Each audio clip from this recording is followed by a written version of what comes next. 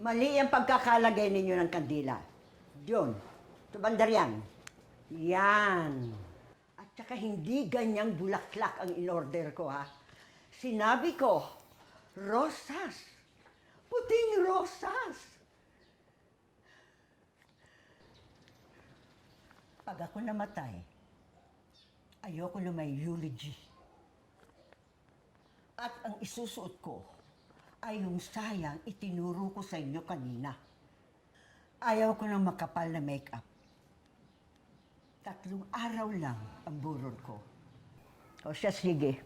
Umalis na kayo at magpapahinga na ako. Ma'am, iiwan pa po ba namin ulit yung mga bulaklak at kabaong? Eh, lakas-lakas nyo pa. Mukhang tatagal pa naman kayo dito sa mundo. Binayaran ko na ang mga yan. Kaya iwan mo na. Eh kasi naman, ma'am, 3 beses na kayo nagpapapalit ng mga bulaklak. Baka naman kasi pwedeng... Ay, nagbabayad naman ako sa inyo, ah. Kaya, alis!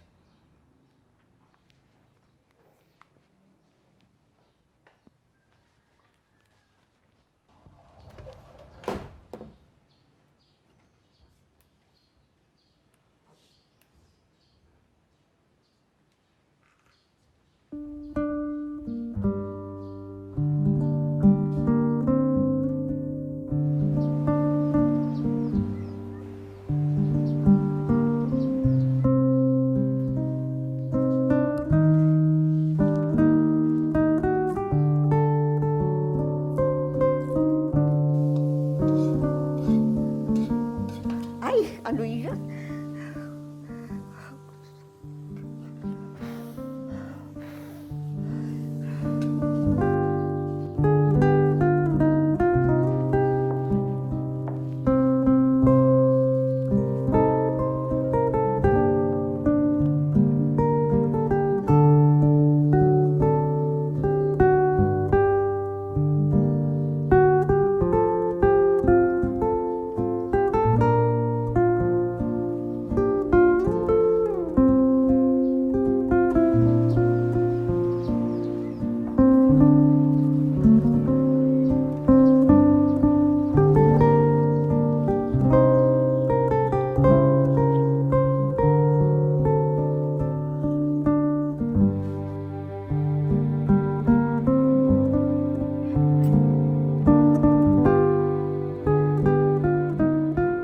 Wala ka pa, Rodolfo.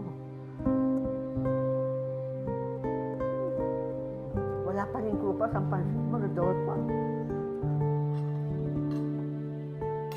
Uy.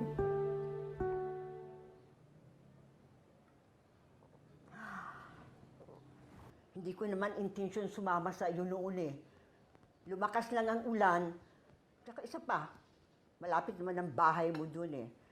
Kaya ayun, napilitan tuloy akong sumama sa iyo. Pasalamat ka at bumagyo nun. At kahit na walang nangyari sa atin, ayun, pinakasal pa rin tayo ng magulang ko. Siguro yun ang balak mo talaga, no?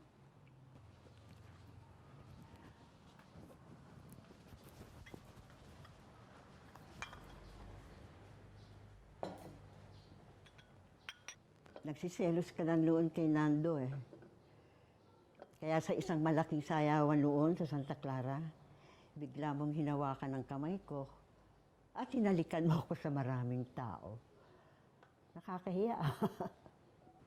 Oo na, ikaw ang matapang. Binabantayan kita sa ospital. Kahit nanghihina ka na, halos walang hininga. Pinilit mo pa rin kantahin yung paborito nating awit.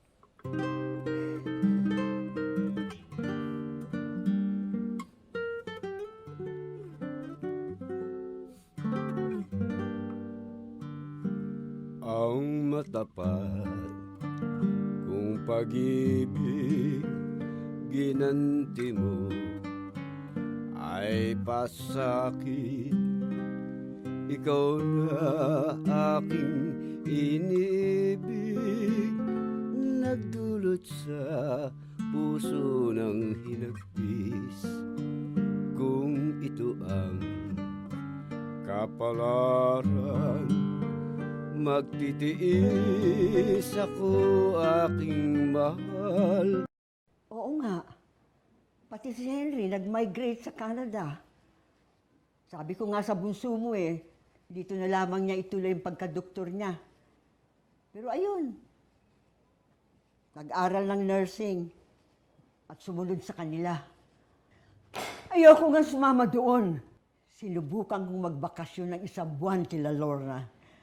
Pero hindi na kayanan ng lamig ang aking katawan. At kahit na magsama-sama ang 12 nating mga anak sa Canada, hindi ko iiwan ang bahay na ito. At ikaw,